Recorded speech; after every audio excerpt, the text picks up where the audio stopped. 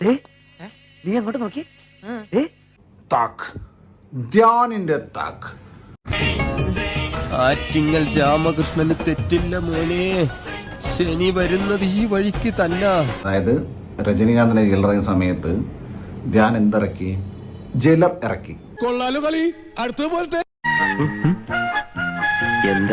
ഇപ്പൊ കമലഹാസന്റെ thug life ഇറങ്ങിയ സമയത്ത് ധ്യാൻ എന്തിറക്കി? തഗ് ഇറക്കി.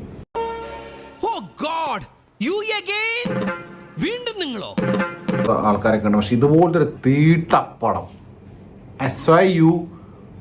തീട്ടപ്പടം,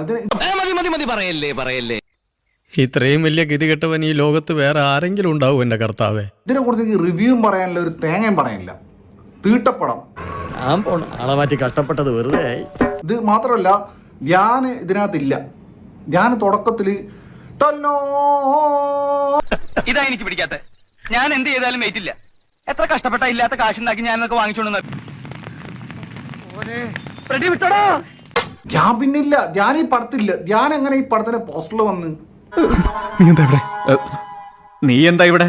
നിനക്കെന്താ കോങ്കണ്ണം പിടിച്ചോ? ഞാൻ ഇവിടെ ഇരിക്കുന്നു. നീയല്ല, അവൻ എങ്ങനെ ഇവിടെ? What's wrong with that? Dhyan ഈ പടത്തിലില്ലെന്നേ. ധ്യാൻ ഈ പടത്തിലില്ല.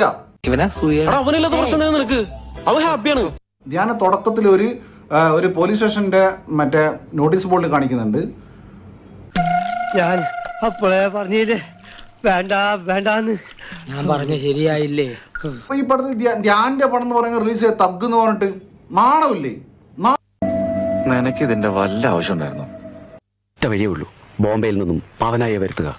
പവനായി? അതെ, സമർത്ഥനായ പ്രൊഫഷണൽ കില്ലർ.